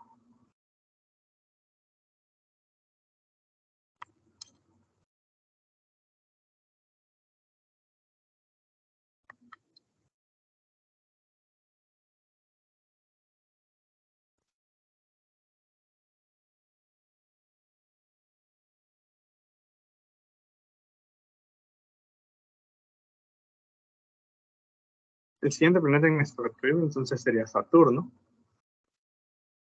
porque, bueno, lo podremos llamar el señor de los anillos de nuestro sistema solar. Saturno se encuentra a una distancia de 1.427 millones de kilómetros del Sol y tiene un radio en el ecuador de unos 120.500 más o menos kilómetros, y su masa que ronda los 5,6 por 10 a la 23, perdón, 10 a la 26 kilogramos. En composición y estructura se piensa que debe ser bastante similar a Júpiter, teniendo un núcleo rocoso rodeado por hidrógeno metálico líquido y otra capa de hidrógeno líquido sobre la capa de hidrógeno metálico. Saturno, al igual que Júpiter, también cuenta con sus propias formaciones atmosféricas que son parecidas a la gran mancha de Júpiter, aunque su principal atractivo son sus anillos, los cuales son discos concéntricos dispuestos en el plano ecuatorial del planeta y que están compuestos principalmente de polvo, corpúsculos de hielo, anhídrido carbónico y roca helada. Entre los anillos, además, se pueden encontrar algunas lunas que se podría decir que contribuyen a mantener el material de estos ordenado. Y se les conoce como lunas pastoras. Saturno en realidad cuenta con una gran cantidad de satélites, teniendo 82, pero de entre todos esos hay uno en particular que destaca, y vendría siendo Titán.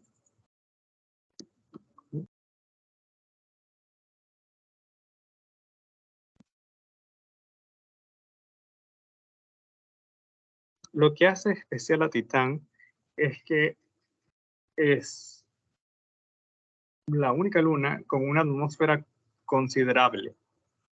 Y aparte de esto, pues presenta un ciclo hídrico en Saturno, en Titán. Existen lluvias, existen lagos, existen océanos, existen montañas, valles y demás, tal cual como se vería en la Tierra. Solo que en lugar de agua líquida, lo que abunda en Titán es metano. Aún así, debido a sus características, esta es considerada como una luna que potencialmente podría albergar vida.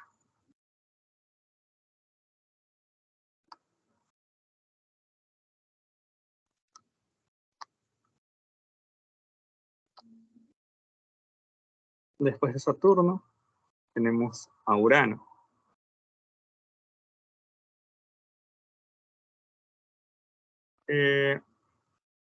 Bien. Este es el séptimo planeta del sistema solar.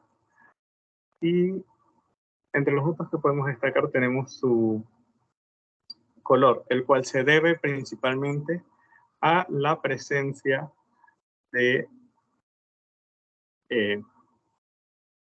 metano, que es el que se encarga de absorber la luz roja y reflejar la luz azul principalmente. Su color claro se debe además a la formación de nubes altas y densas, que bueno, es lo que le da su color un tanto más claro en comparación con Neptuno, que estaremos viendo más adelante. Se cree que este tiene un núcleo sólido de silicatos de hierro, rodeado por una capa de agua mezclada con hielo y metano y amoníaco, unido por un estrato superficial de hidrógeno y helio líquido. Es además el planeta con la atmósfera más fría del sistema solar. En cuanto a su órbita, Urano, por decirlo así, rota acostado, pues tiene una inclinación respecto a su eje de rotación.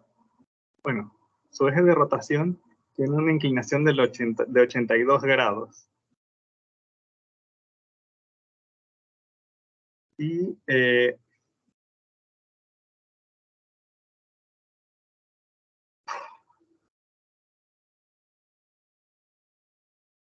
cuenta además con su propio sistema de anillos, algo que en realidad es algo que poseen todos los planetas exteriores, solo que usualmente solo hablamos del gaseoso Saturno, que consiste de 13 anillos concéntricos.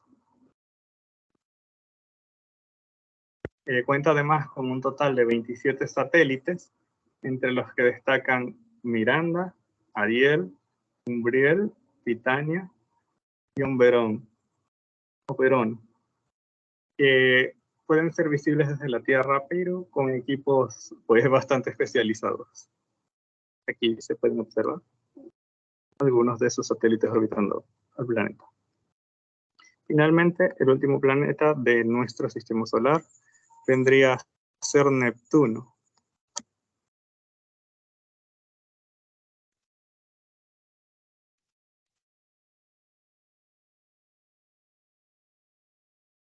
El cual, al igual que en el caso de Urano, debe su color al metano de su atmósfera.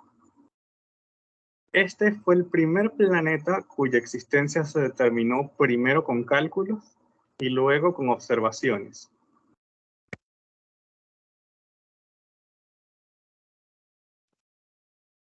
Y esto fue debido a que se veían lo que se consideraban perturbaciones en la órbita de Urano, que llevó a astrónomos como Le Verrier a realizar cálculos para determinar si era posible o no que hubiese otro planeta. Y gracias a sus predicciones fue posible observar este planeta.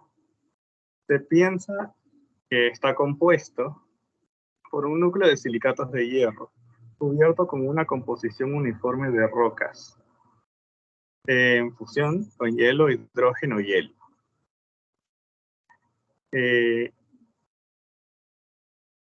Bueno, también tiene su propio sistema de anillos, que son bastante oscuros y muy difíciles de observar. Y posee múltiples satélites, como el resto de sus hermanos gigantes, teniendo en total 14 satélites que orbitan el planeta, entre los que se pueden mencionar Proteo, por ser el cuerpo más oscuro del sistema solar, o al menos lo era, hasta que se descubrió una luna que orbita Makemake, uno de los cuerpos menores del sistema solar, un planeta enano del sistema solar. Esto es un poco más adelante, que no mencionaré eso, pero bueno, ya lo dije.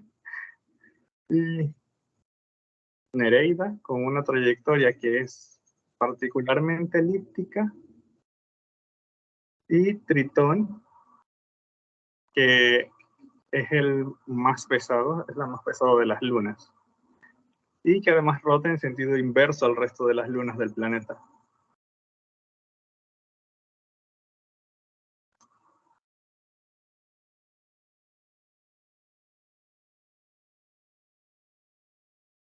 Más allá de Neptuno,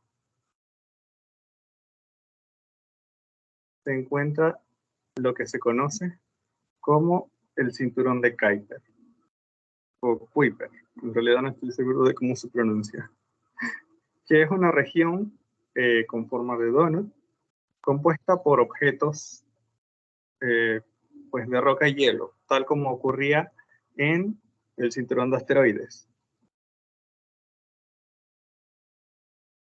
que también se conocen con el nombre de objetos transneptunianos, por encontrarse después de la órbita de Neptuno. Estos son, por así decirlo, los vestigios de la formación del sistema solar. El cinturón de Kuiper se extiende desde la órbita de Neptuno a unas 30 unidades astronómicas y se subdivide en dos regiones. La primera región es la región principal, que se extiende entre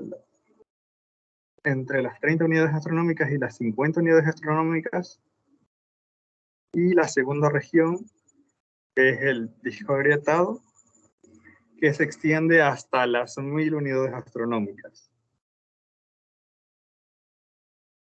Entre los cuerpos que podemos decir que destacan del cinturón de asteroides, de Kuiper, podemos mencionar a Plutón, el antes conocido como noveno planeta del sistema solar, pero que ya no lo es más.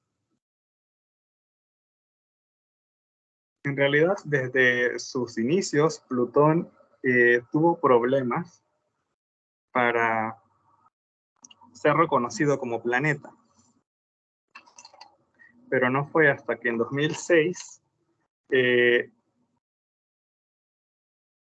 se creó una nueva categoría de objetos, por así decirlo, y se redefinió lo que era ser un planeta. Para ser un planeta, un objeto necesitaba cumplir con ciertas características, como por ejemplo, adoptar forma esférica, o tener una forma de una esfera, y ser capaz de limpiar su órbita. Esta última definición hizo que Neptuno fuera de grado A, planeta enano, ya que este tiene una órbita que es muy elíptica y se solapa, o podríamos decirse que se cruza con la órbita de Neptuno, lo cual no era algo aceptable para un planeta. Además de que se había descubierto también previamente otro objeto de masa similar a Neptuno, con forma esférica, pero que no había sido considerado planeta. Entonces, si consideraban a Plutón un planeta, tendrían que considerar muchos otros cuerpos como planetas también. Y de ahí que se creara la categoría de planeta enano.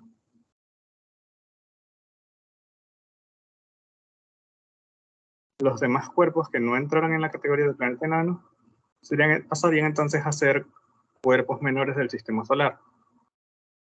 Es decir, todo lo que son asteroides o cometas. Finalmente, el límite, por decirlo así, bueno, la capa más externa en cuanto a objetos se refiere del sistema solar, vendría a ser la nube de Oort. La nube de Oort, pues, por decirlo así, una esfera, podemos verlo así, de más rocas y hielo estelar. Y es la principal zona de la cual provienen los cometas de órbitas largas. Como puede ser, por ejemplo, el cometa Halley. Francamente no recuerdo el grosor que tiene la nube de Oort.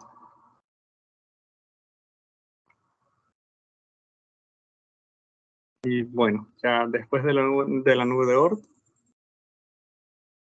al menos hasta donde pude investigar, no hay mucho más, así que diría que aquí terminaría entonces nuestro viaje por el sistema solar.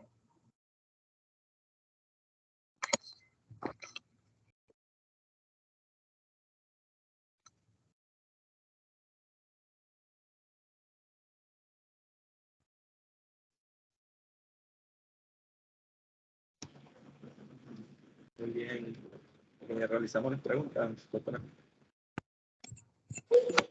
Si alguno tiene alguna pregunta. Alguien preguntó dónde íbamos a subir las presentaciones y quedamos que las íbamos a subir a la página web de Cosmos.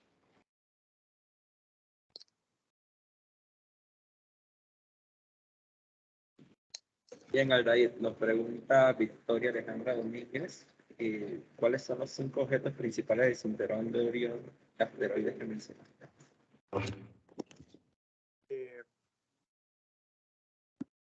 Bueno, eran Ceres, que es el único que está reconocido como planeta enano, y el resto serían asteroides, que vendrían siendo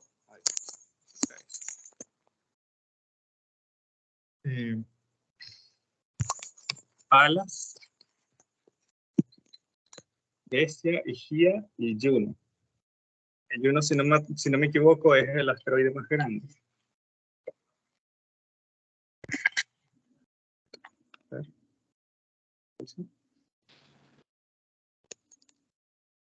Y a mí me gustaría, Aldair, que nos compartas la simulación, la página web de la simulación que utilizaste para ponerla también. Sí, claro. No sé si la puedes poner desde tu celular, es muy complicado ponerla ahí en el chat. De momento.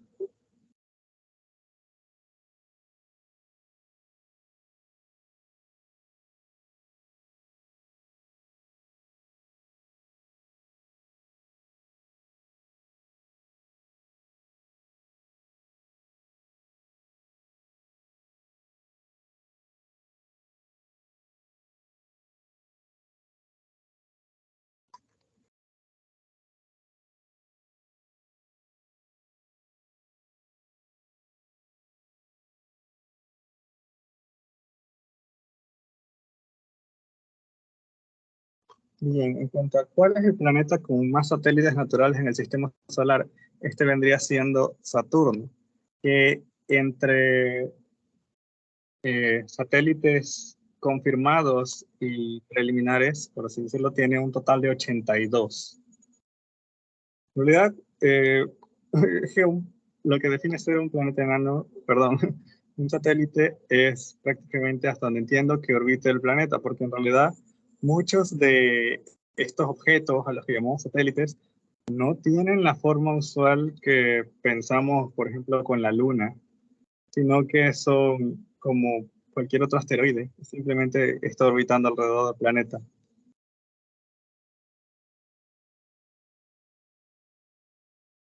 Bien, en cuanto a los anillos de Urano, creo que preguntan si son iguales a los de Saturno. La composición de los anillos, de los planetas en general, al menos en nuestro sistema solar, tiende a ser bastante similar, así que sí, probablemente estén conformados por hielo y rocas.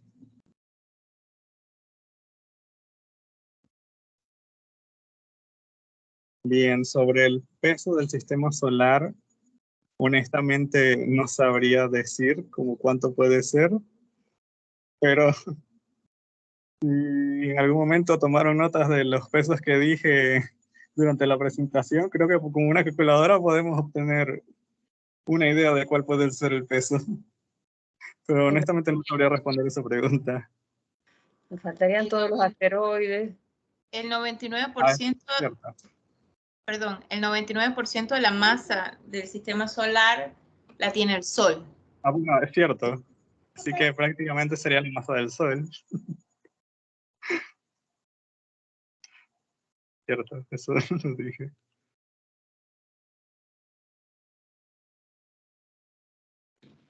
Aldari, anteriormente mencionaron sobre que el sistema solar va a ser comido en un futuro cuando ya necesitamos con la galaxia Andrómeda.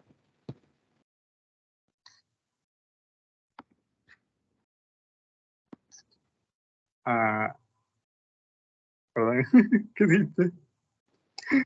Eso lo escucha. No, que preguntaron sobre la galaxia Andrómeda, que es cierto que va a consumir a nuestro sistema solar.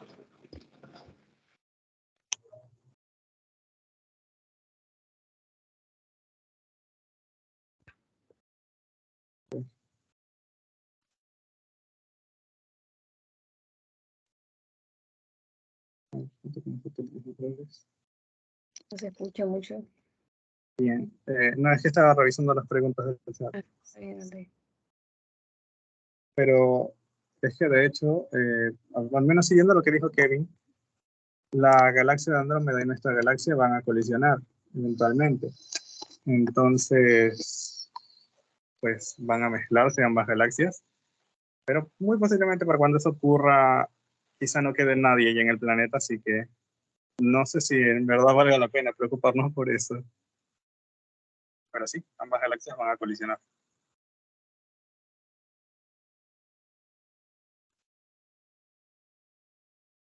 En cuanto a por qué Titán es considerado posible potencial para la vida, si en vez de tener agua tiene metano. Bien, según entiendo, se debe también a su atmósfera y a que, como decía la doctora cuando estaba entrando, pues se necesita también una definición de lo que es la vida, porque podría ser que en este mundo nosotros funcionemos a base de agua, pero resulte que vamos a otro mundo y ya encontremos que otras criaturas evolucionaron para utilizar el metano, o para utilizar el etano, o para utilizar muchas otras sustancias. Y bueno, en realidad no lo sabemos, así que eh, supongo que la parte de que se parezca también a nuestro planeta nos habrá dado la idea de esas posibilidades, aparte de que tiene su ciclo hídrico, tiene su clima, tiene sus mares, sus lagos, etc. Las características de un planeta enano.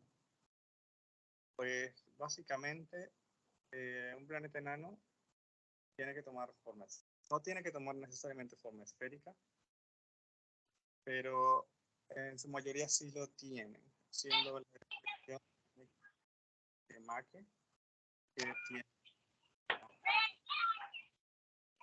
como un casi.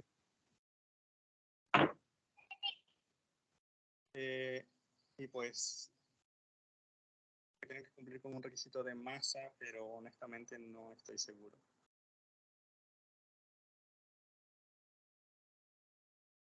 En cuanto a si se podría terraformar un planeta para alojar vida, pues honestamente no es algo que yo sabría si puedo responderte.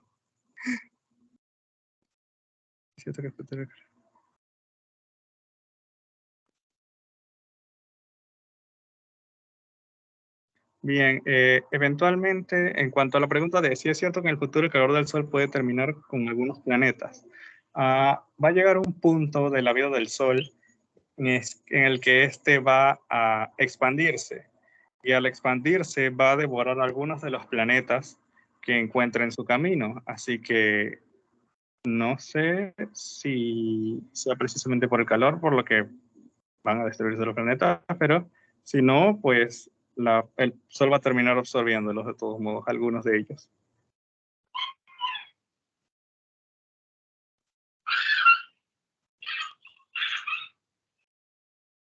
¿Por qué los satélites quedan orbitando esos planetas en específico y no se van a otros? Bien, podríamos decir que es algo similar a lo que ocurre con nuestros planetas y el Sol. Es decir, nuestros planetas, bueno, todo el sistema solar en general, está orbitando el Sol, pero este se encuentra en un estado, por así decirlo, de equilibrio. Entonces, algo similar pasa con los satélites. Bien, su velocidad de escape, por así decirlo, no es lo suficientemente fuerte para contrarrestar el tirón gravitatorio del planeta, pero se mueve lo suficientemente rápido como para no caer en el planeta. Entonces, quedan, por decirlo así, cayendo eternamente alrededor del planeta. Y eso me recuerda que hace algunos años se consideró que la Tierra tenía un segundo satélite, un mini satélite, que fue un asteroide que entró a la órbita de la Tierra, estuvo orbitando la Tierra por algún tiempo, pero eventualmente sí se fue de nuestra... Sí dejó de orbitarnos.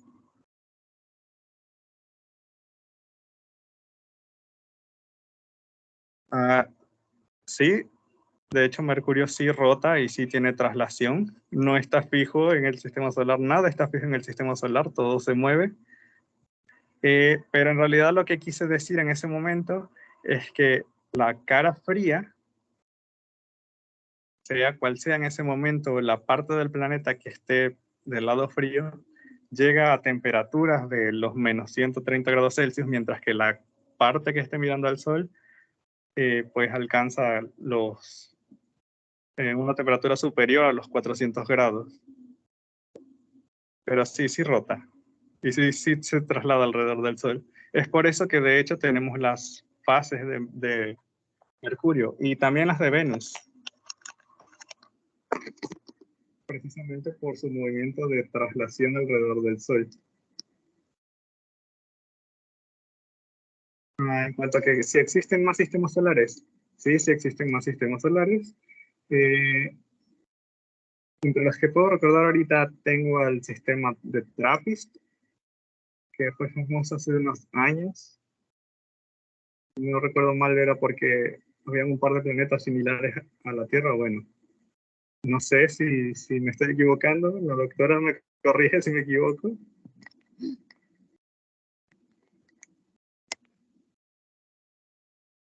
En cuanto a cuál es la temperatura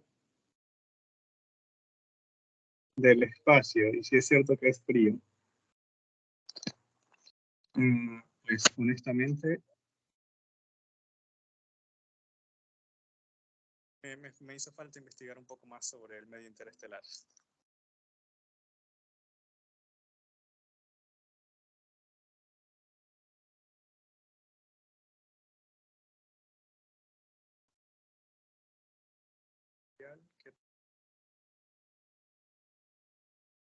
Bueno, siendo Aldair.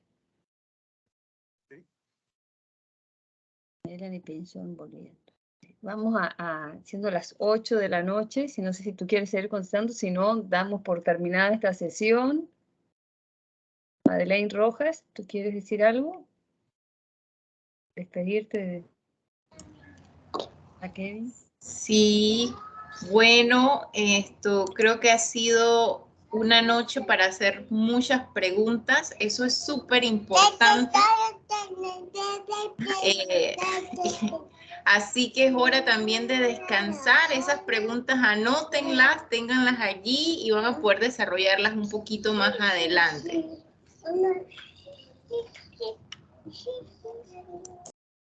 Paul levanta la mano. Bueno, a ver, Paul.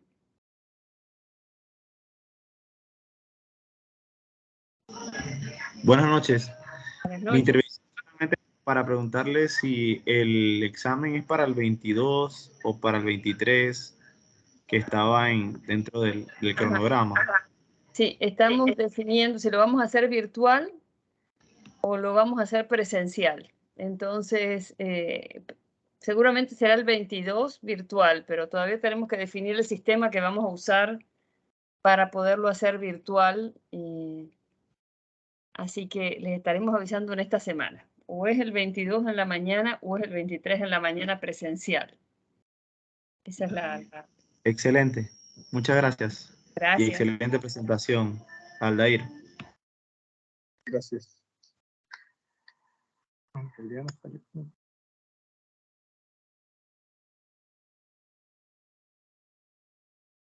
Nos despedimos hasta el próximo sábado. Les mando mañana a la mañana el enlace a la capacitación o se los mando en un rato.